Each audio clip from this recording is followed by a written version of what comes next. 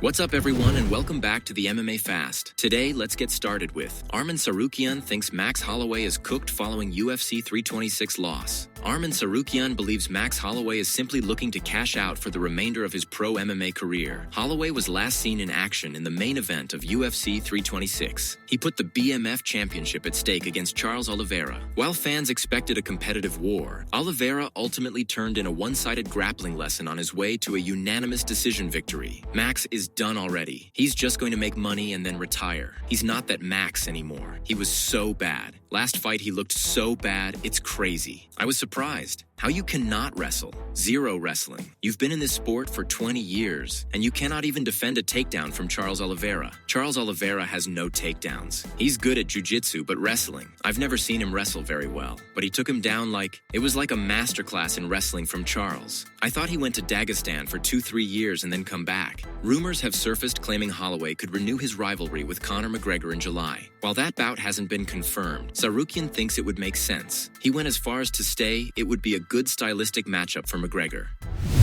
Demetrious Johnson presses Israel Adesanya to retire after UFC Seattle. UFC Hall of Fame inductee Demetrious Johnson became the latest big name to call for Israel Adesanya's retirement after UFC Seattle. Adesanya, who entered his fight with Joe Pyfer on a 3-fight losing streak, lost to Pyfer by second-round TKO at Climate Pledge Arena. After UFC Seattle, UFC Hall of Famer Michael Bisping called for Adesanya to hang up the gloves to avoid a similar fate as Anderson Silva and other legends who struggled in the final chapters of their career. But Adesanya seems keen on fighting at least one more time in the octagon after expressing optimism in his first post-fight social media remarks. In the meantime, another UFC legend wants Adesanya to hang up the gloves after watching Adesanya's latest defeat from octagon side. When I care about the athletes, I don't like to see them fight, just because things can happen. I would retire if I were him. There's nothing else for him to do in mixed martial arts. He's done everything, and not even considering the kickboxing matches he's had as well. He's been on a tear and put his body on the line, and I think he deserves to relax and enjoy himself. It's just like Dustin Poirier. Now that he's retired, he's found all of these things he can say yes to that he couldn't do before.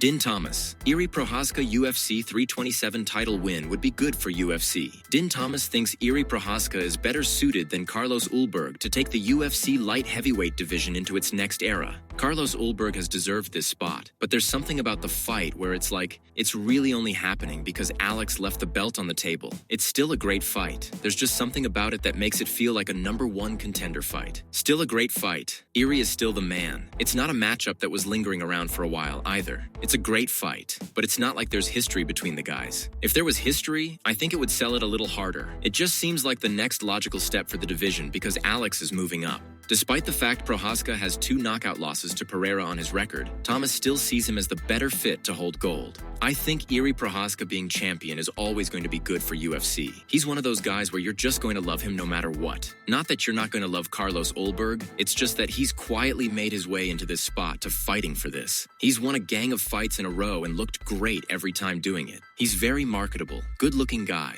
represents a part of the world that could use a champion, but there's just part of it that's missing something, and I'm not really sure what that is. I think Prochazka being champion just feels right. He's got that aura about him where it's like, we kind of like him as champion. I just feel that way about Prochazka. He's got that champion aura about him.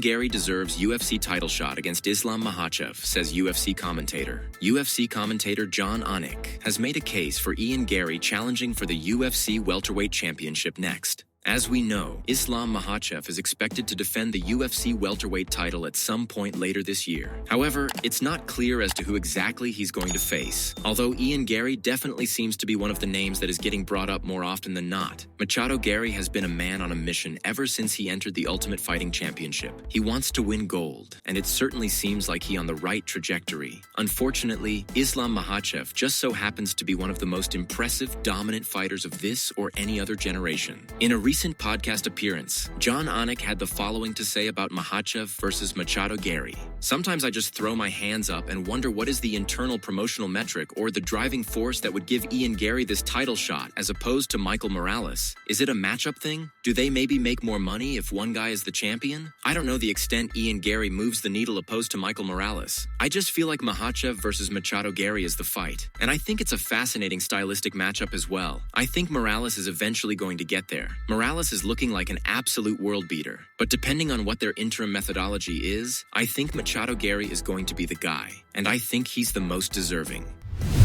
Chael Sonnen expresses concern over Tom Aspinall's role in Dana White versus Eddie Hearn feud. Chael Sonnen has questioned whether or not Tom Aspinall is being used in the Eddie Hearn-Dana White rivalry. In a recent interview, Chael Sonnen weighed in on what he believes is happening with Aspinall, Hearn, and White. If I took quotes from 1 year ago, Tom was saying things like, "I am the active champion. I just care about the belt. Take the belt off of him, give it to me." We all supported that because Tom was completely correct. Now, 1 year later, Tom is the one who appears to be holding out. Tom is the one to be saying, "I gotta sit down and relook at these contracts." I don't blame this on Tom, but I do fear that Tom is being used. He's being used in a public fight between Eddie and Dana. I don't want Tom used like that. If you want to make money, fight. That's the commodity. That's how we make money. That's how we've always done it. To sit out and make demands, that's just not the Tom Aspinall we dealt with a year ago.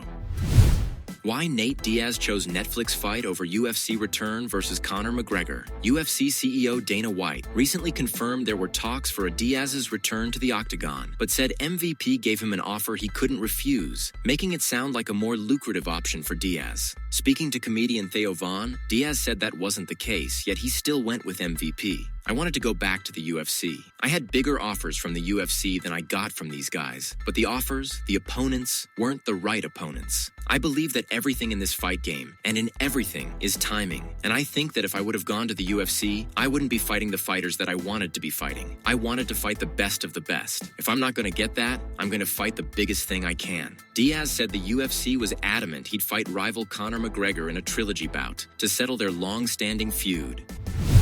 Michael Morales calls for Islam Makhachev fight once again, says he's ready. The number 3 ranked welterweight contender who knocked out Sean Brady in round 1 at UFC 322 is now itching to return to the octagon to fight champion Islam Makhachev. During a recent interview with Alvaro Colmenero, when Morales was asked if he believes he's the next welterweight title challenger, the 26-year-old said, "If God allows it, yes. We are looking for that fight with him. They already gave us excuses over there to not fight, but I'm willing. I'm willing 100%. I'm not going to take away merit from my rival because Islam is a legendary fighter. He has done his thing and already has 2 titles, but I have also come with that hunger to win the title." During the same interview, Michael Morales admitted that he hates number 2 welterweight contender Ian Garry. "I do hate him. I don't have a very good feeling about him. Yeah, I do like him a little bit, but at the end of the day, he's a fighter too, and I'm not going to get overconfident. I also have to prepare myself if I want to fight him. The fight would be very intense if it happens, but I'd like to face him. A long time ago at the performance in Las Vegas, we had a run-in, but since there was no camera, there was nothing to prove it. I know what he did. I've said with him it's always a completely different fight. If I were to fight him, it would be the first time I would do it in a very aggressive way.